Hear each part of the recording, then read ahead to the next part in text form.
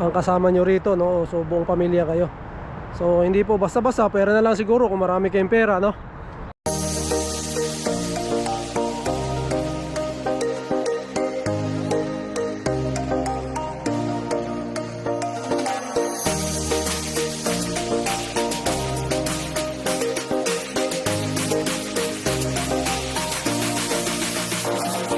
Ito, Davao del Sur nandito. Oh, Canada!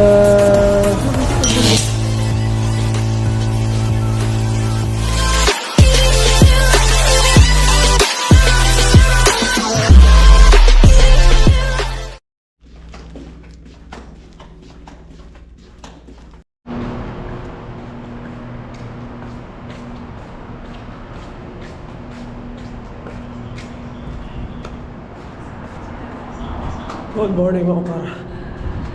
Tapos natin magtapon ng basura. Lakad pa na tayo. Baka ma-exercise tayo mga par. Ganda ng init, no?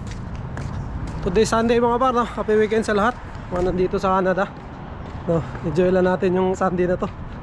Ganda ng panahon. Siguro mamaya lalabas kami mga par, no? Pag-ano kami, lakad-lakad. Tatanong ko si Mrs. kung wala siyang gagawin sa school, no? Kasi kagabi medyo busy kasi siya. Meron siya mga ginawa na kailangan ipasa mga par. And sa ano ngayon, sa school niya ngayon mga par is talagang busy. Ano na sila ngayon, talagang marami nang gagawin kasi dahil patapos na nga mga par, no? Ano na lang yung mga September, October, November, December, January, February, March, April, 7 months na lang mga par. April siya matatapos, no? So talagang medyo marami nang ginagawa. Medyo yan, pahirap na ng pahirap din yung ano nila, mga subject nila, no? Napakita ko sa iyo yung ano mga par, oh. Bulaklak pa, oh, habol pa, oh. Oh. Habol pa yan. Ganda pa. Di ba? Ito yung harap ng ano namin. And dito hindi na nilalagyan mga par kasi dito ko inaano sa Inday sa bus. May mga bata rito na tumatakbo-takbo siguro, kaya hindi na nilagyan to. Ayun. Yung ano mga par, yung hangin, malamig. Pero kaya naman. Lakad lang tayo papunta doon sa park habang nagkikwentuhan tayo mga par. Kasi may ano tayo, may pagkukwentuhan tayo ngayon mga par, no? So lakarin muna natin to para rin makapag-exercise tayo. Yan, gusto ko lang i-shoutout mga par, no? Ating laging kasuporta palagi, Jan Sibog, shoutout sa iyo par. Mag-ingat palagi. Irene, syempre, shoutout. And sa lahat po ng lagi nakasubaybay sa mga upload natin, no? O sa mga vlogs natin, shoutout po sa inyo. So yun, dito yung park mga par. Wala masyadong tao. Lakad-lakad tayo dito, ikot-ikot tayo.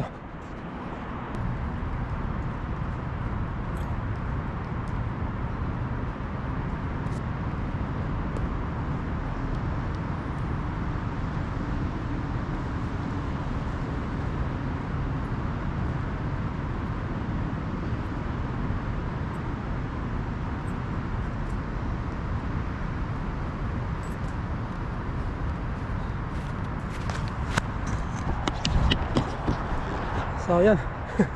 Exercise lang tayo mga par, no? Yung ating mga kalamnan.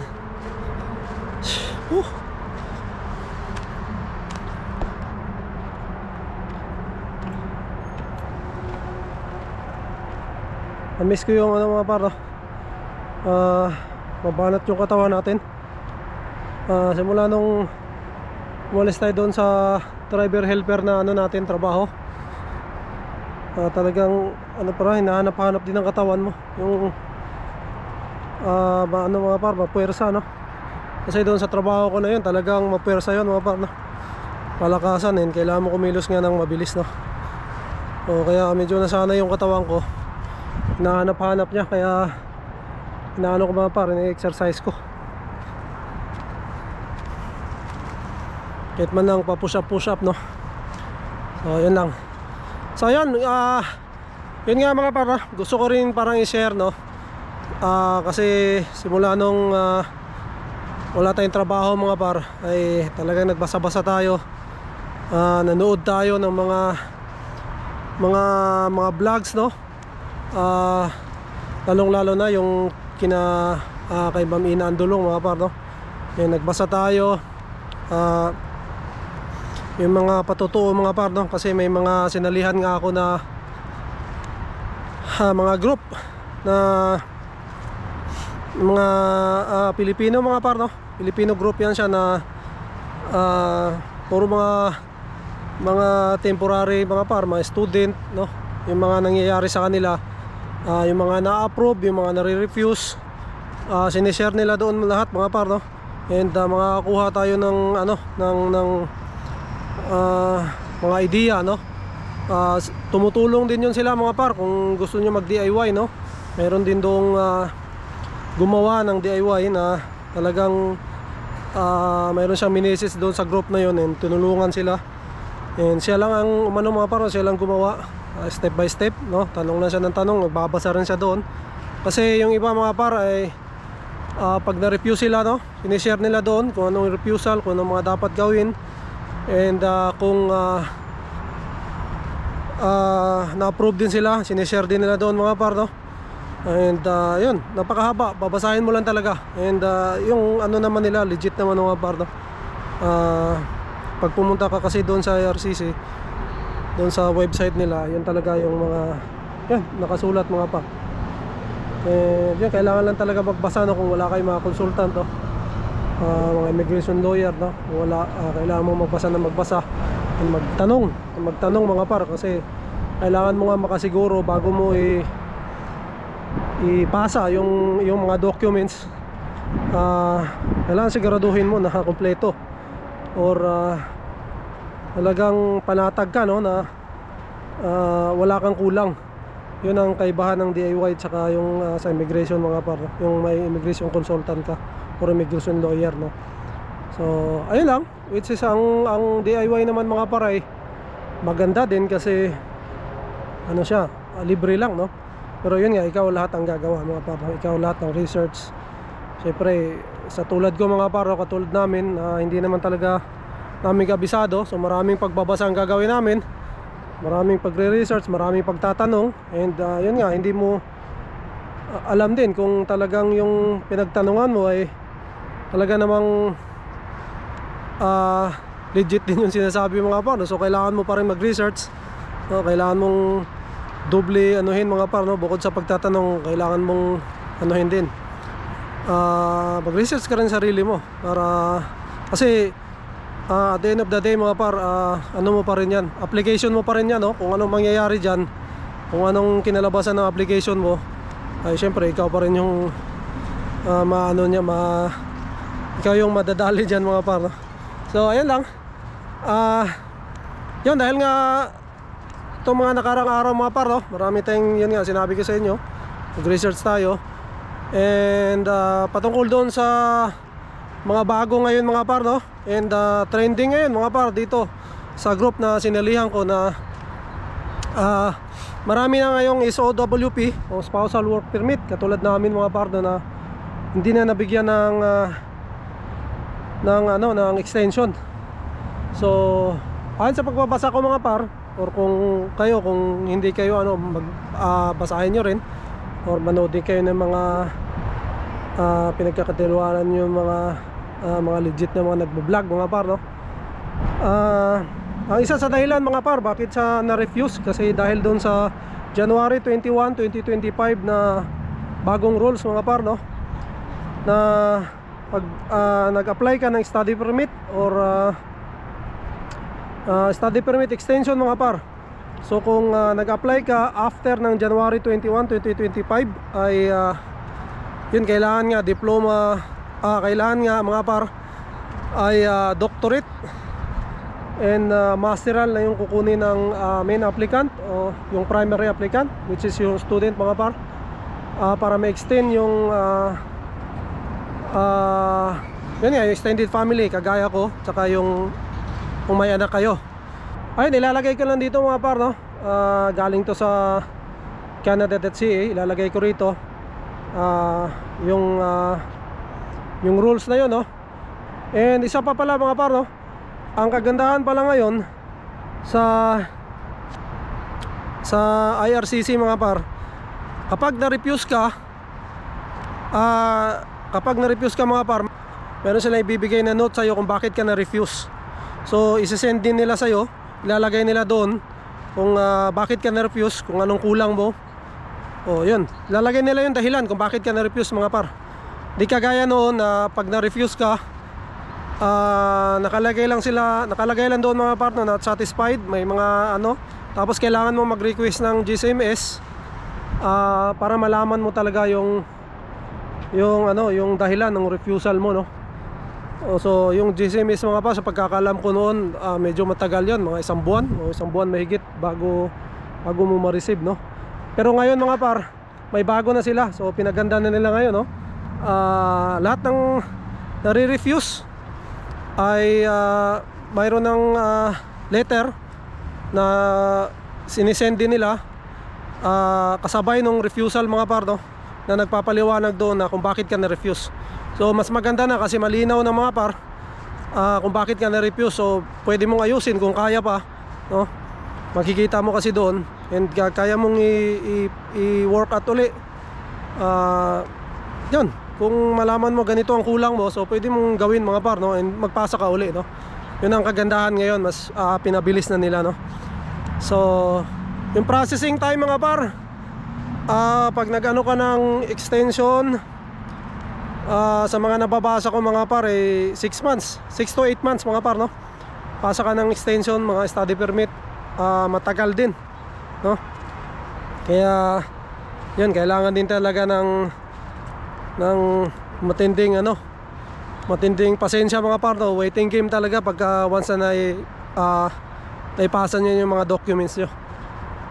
So ayun lang mga par, no? Medyo pinahigpit nila ngayon, and dahil nga doon sa bagong rules, no? So gaya nga ng sabi ko mga par, no, wala tayong magagawa kundi sumunod, kasi yan naman ay rules nila mga par, no? Tayo ay ang gagawin na natin ay talagang sumunod sa rules nila, para hindi tayo magka-problema in the future. So yun yung mga nababasa ko rin mga par, no? Ang payo rin nila, hindi naman para sa lahat mga par, no? Ang payo rin nila pagka once na hindi pa nga PR, no? Or sabihin na natin study permit holder ka pa lang, no? Ang mga payo ng mga immigration consultant or yung mga legit na immigration lawyer mga par, no? Ang payo nila mga par ay kung kaya na wag mo na isama ang pamilya, no? Habang nandito, habang temporary pa lang, ay mas maganda. Kasi once na kasi nandito ka na mga par, no, ay mag-uumpisa na nga yung mga bayarin mo. Marami ka ng kailangan bayaran, bukod pa syempre sa bahay mga par, no, renta, ay yun, napakalaking pera po ang ilalabas nyo. So hindi po basta-basta, pera na lang siguro kung marami kayong pera, no? Pero yun ang payo nila, habang hindi pa sigurado, lalong-lalo na ngayon dahil mas mahigpit na nga, ay ano muna, LDR muna mga par, yun ang sabi. Ayun mga par, no, may nakilala pa tayo nagbablog din dito rin nakatira, malapit. Lumapit siya sa atin kasi yun, nakita niya tayo nagbablog. Ayan, kaya tanong niya tayo kung ano mga binablog natin, no? So yun, sa mga boy lang naman dito. Ayan, yun, shoutout sa'yo par. And sana mapanood mo, no? And yun, i-subscribe daw nila tayo. Subscribe daw niya tayo, no? Dami, oh.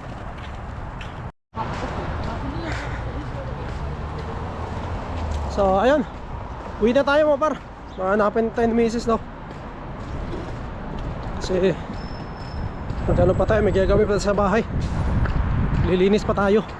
Yung mga hugasan pa rin. So yan lang, na-share ko lang mga par no. And sana sa mga nakapanood po nito no, sa mga naabot itong aking vlogs, itong aking vlog mga par no. Yan ang mapapayo lang natin no, na yun, marami na kayong pwedeng pagtanungan ngayon. Marami na kayong mga videos na pwede nyo panoorin no. Yun mga par no. Sa lahat po ng mga nangangarap pa rin no, katulad namin, sana swertehin tayo mga par. Sana maging okay tayo dito sa Canada, lalo na yung mga nandito na mga par no, na patuloy na siyempre umaasa pa rin na katulad namin na mabibigyan ng status dito sa Canada. So laban lang pa rin tayo mga par.